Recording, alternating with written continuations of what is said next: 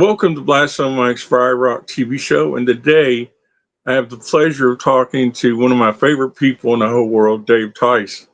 Some of you might not know Dave Tice. Some of you might know Dave Tice, and some of you might want to forget who Dave Tice was. But anyway, I have Dave Tice. So how you doing? Yeah, I'm good, Mike. Yeah, how are you going, my man? Good, man. Good. So we were talking before we started that it's cold in the United States and hotter than hell in Australia. Yep, that's it, mate. Like I said, you're on the top of the world, and I'm down here in the arsehole. so, so how's it been for you? I think we talked what a couple of weeks ago, maybe. Yeah, that's about right. Yeah. And Well, then you had to go out and get a new computer and all that kind of stuff just to be able to talk to me. So, yeah. what a Well, here treat! we are. Here we are, mate. That's almost $2,000 I'll never get back, but at Two least we thousand can dollars to never get back. at least we can at least we can talk If now.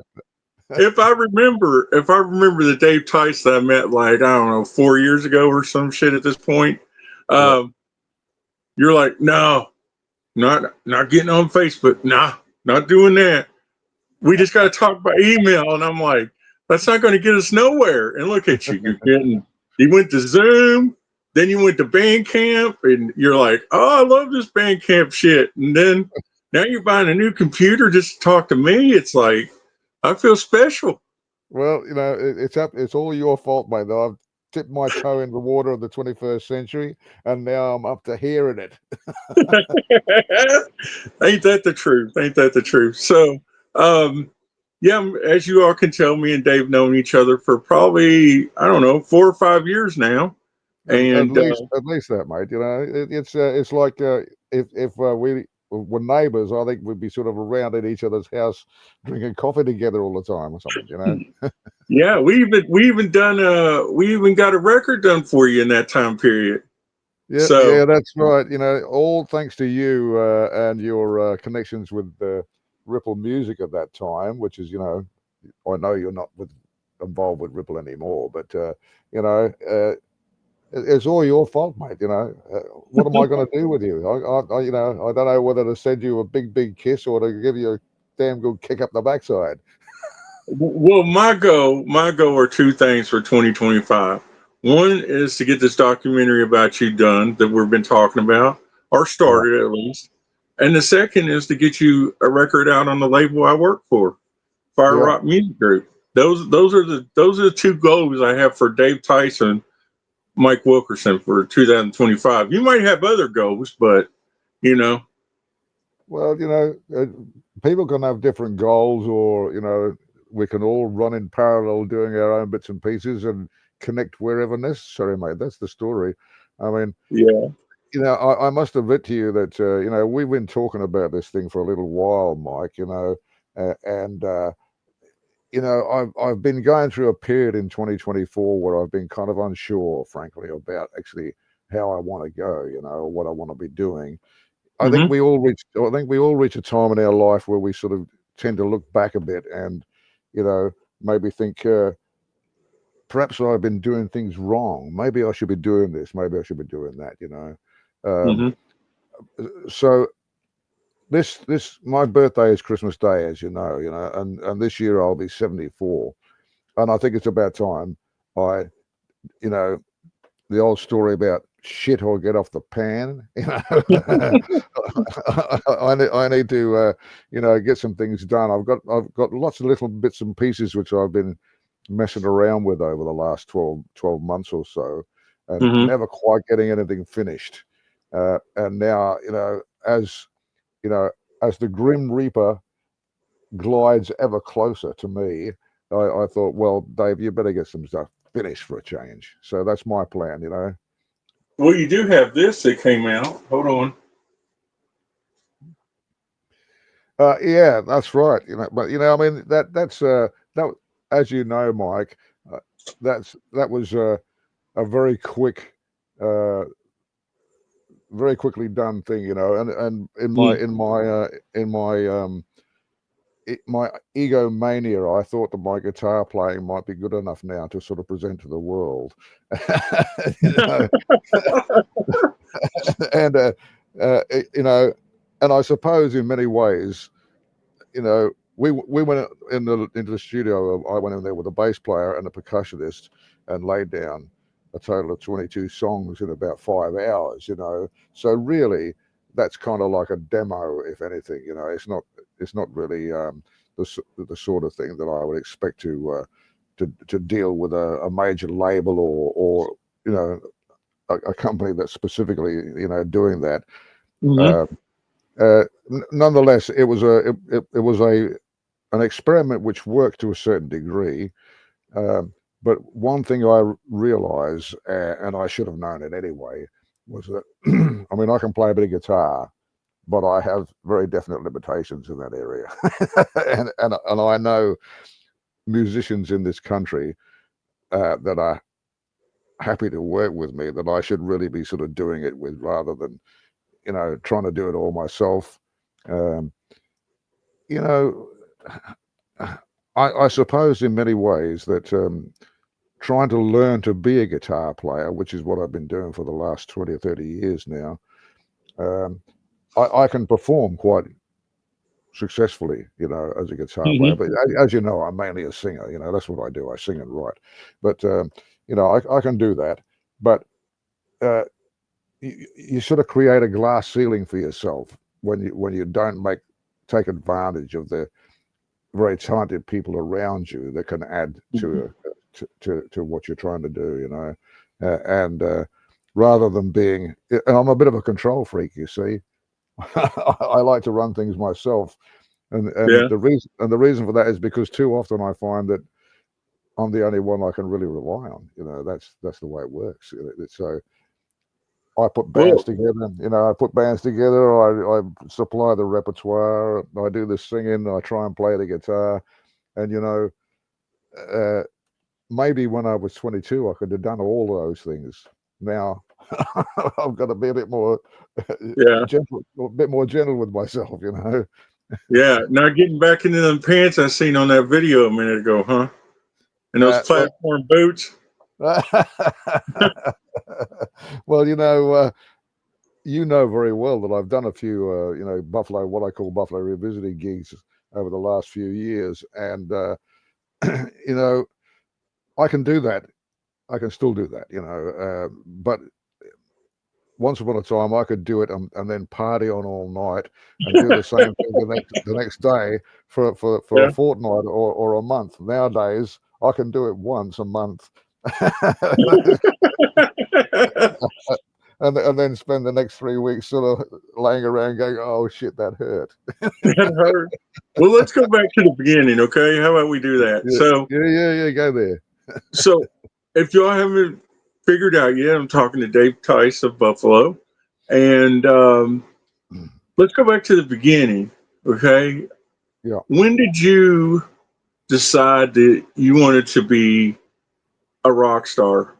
When was the epiphany that happened in your life when you were younger, to or catalyst to make you want to be that? Well, first off, I must take issue with the idea that I ever wanted to be a rock star. I mean, the truth of the matter is that I was a migrant child with my family. We migrated from the UK to Australia in 1964, and prior to that, I'd lived on a farm.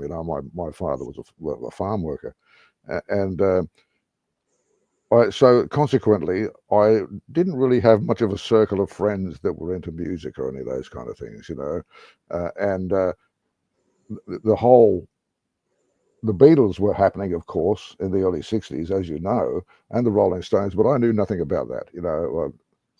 We didn't even have electricity in our house on the farm. We had, gas lighting, but anyway, uh, coming to Australia, I was on what we call a hostel for a while, a migrant hostel, and and I met a lot of other kids of my own age who were from London, Birmingham, Manchester, places like that, and they had a lot of knowledge about the music. And there were two guys particular. They were black African children about my own age who sounded more English than I did, to be honest with you, because they'd lived in England for some time, you know, and migrated to Australia with their family, and they had a great collection of albums by people like you know, Muddy Waters, Jimmy James and the Vagabonds. I don't know if you know those guys, you know, Howlin' Wolf, blah blah blah, the Rolling Stones, and I thought, wow, you know, I kind of like this stuff. I don't know where it's coming from, but I like it, you know. And not long afterwards, I attended a concert of the Rolling Stones. They toured Australia, and so I, you know, went along to the show. Huge hall in Brisbane at that time, and you know what? I didn't hear a note that they played in all that time I was in there watching them, because the screaming from the girls was so loud that you couldn't hear the band. Okay, and there were all these nubile teenage girls jumping on the stage and being thrown off by guys in black t-shirts, you know. And I'm sitting there watching this, thinking, "Wow, these guys, they got all these women throwing themselves at them. I've got to get the job like this." And I was quite I was kind of an introverted kid, quite shy, and it seemed to me that if I wanted to get lots of girls, the best thing I could do was buy a microphone and join a band. So that's what I did. You know, but you know, really, my influences really stem from that time on the Migrant Hostel. You know, those guys that I mentioned to you, Denzel and Norvik Pretorius was their name, and I still remember it. And I'm talking about 1964. You know, they were so influential in showing me and letting me hear music that I'd never heard before, and I connected with it, you know, and of course the girl thing was important too, you know. And you know what, I set out with that plan, but you know, I discovered very quickly that I actually loved being on a stage. I loved singing. I didn't start out to be a singer, believe it or not. I started out to be a guitar player because guitars are sexy. Okay, you know? But you know, I became a singer by default, because the first time that my little garage band at that time was asked to do a gig was a backyard party in a suburb in Brisbane for a bunch of kids, and you know, we had a singer, and as we set up our equipment, getting ready to play, I turned around and he disappeared. This guy, he got stage fright. He just couldn't face the idea of actually. It was great jamming in a garage, but being in front of people that he didn't know, he just died, you know, and ran away. And we stood around there. I was, you know, the drummer and the bass player, and another guy who was a rhythm guitar player. What are we going to do? What are we going to do? And I said, well, you know, I know a few of the words for these songs, so I ended up singing, and not long after that, I put the guitar in the garage and said, well, this is easier. All I need is a microphone and the knowledge to shake my ass at the right time. so, So was that the start of Buffalo, or was Buffalo much after that? oh no, well, you know, we're talking about, I suppose this was all going on at about, for me and my little thing then, we were called initially the Odd Colours. We became Strange Brew, the chosen few. We changed names, you know. We were just a garage band, and this is a bit before Buffalo. Eventually, you know, myself and the bass player Pete Wells, who you may know from Rose Tattoo as a slide guitar player, he was a bass player back in then, and we ended up working with a few different professional acts around Brisbane, you know, and learning our trade, so to speak, and then we formed a blues band, because we really wanted to be a blues band. You know, I was a big fan of Paul Butterfield and all those blues guys that I mentioned before. But you know, blues, especially back then, and certainly in Brisbane, was not the flavour of the month. So we put together a band called Head, played around Brisbane for a while, and then we moved to Sydney to try and break into the big time, and ended up changing the name to Buffalo, and also replacing the lead guitar player and the drummer with Sydney musicians, one of whom was John Baxter. And I still remember the first time that we auditioned John in a basement in a house in one of the inner suburbs of Sydney. And Pete Wells and I, we were trying to, as I say, we thought we were going to be a blues band, and we were jamming away, and we took a sort of cigarette break after a while, went outside for a bit of a chat, me and Pete, and I said, man, this guy can't play blues. He's not playing blues at all. What is it?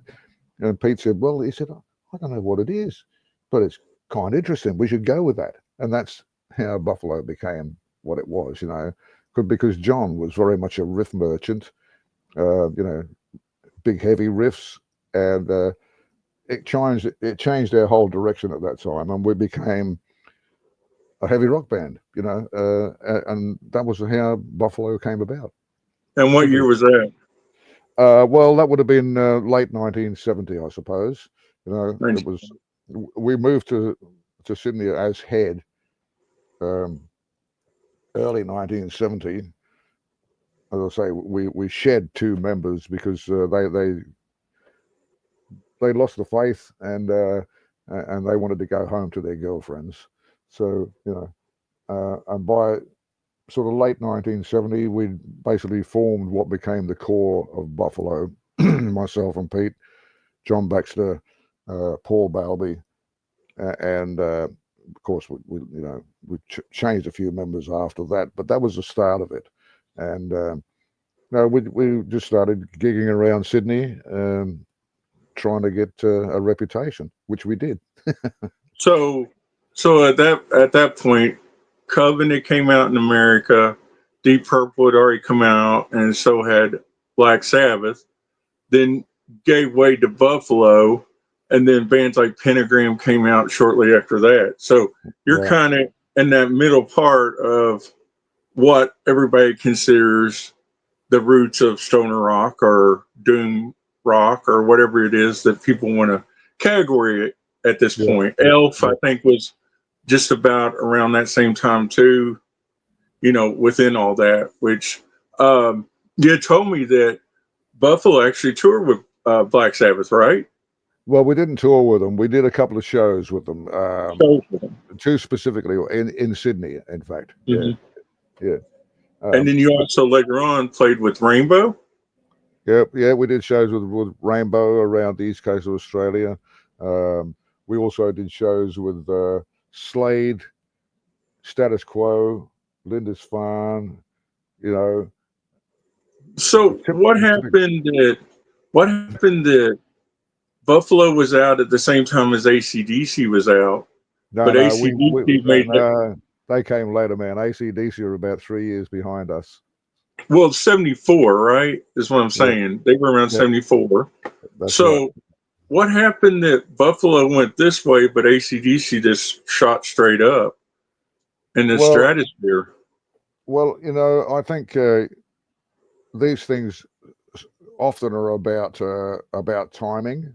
I mean, when we were doing, by 1974, we were on to our 3rd album, and we'd been around for, you were talking about us being in this sort of gap between, Deep Purple and then Black Sabbath and all that sort of thing. Well, I think that was always our problem, was that we were kind of we were always on the cusp. And by the time AC/DC came around, the sort of stuff that we were doing was becoming a lot more acceptable in Australia. But we'd started out doing what we were doing at a time when it wasn't acceptable. The fact that we got a recording contract when we did was amazing, and only because we were so ego driven and we believed so strongly in what we were doing that we would basically wouldn't take no for an answer, you know. But you know, AC/DC were much more commercial than Buffalo ever was. You know, they're kind of a. I mean, I like AC/DC, and I have a lot of respect for what they've achieved. But to me, they were always very one-directional. Okay, you know, you can take any one of how many albums have they done now? You know, 10, 15 albums or something. You know, and And later, really, you played with one of the members of AC/DC, one of the original members, correct? well, yeah, I mean, but I had an acoustic duo with Mark Evans for a while over here. In fact, we spent 22 years playing together in our little acoustic duo around Sydney and Australia.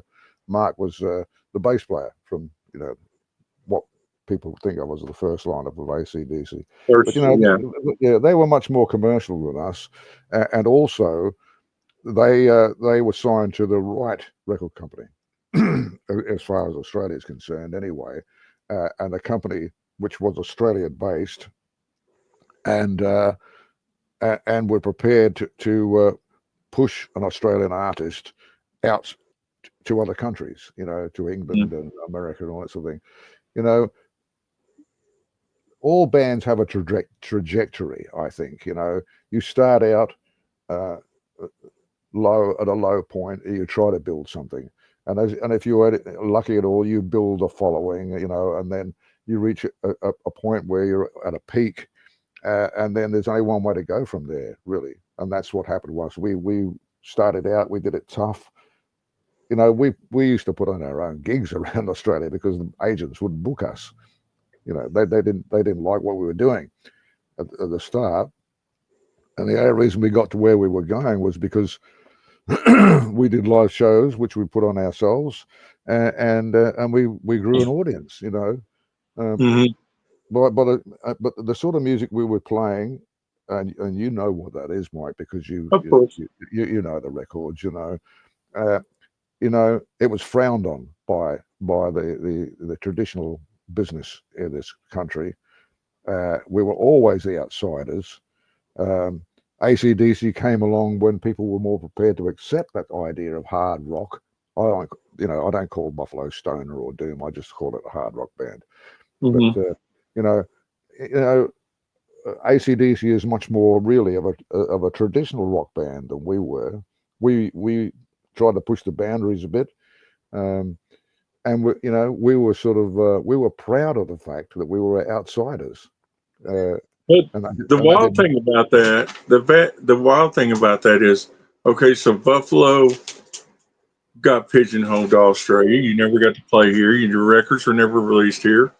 But then there was another band that came out too called Rose Tattoo that really wasn't that huge anywhere else but Australia also.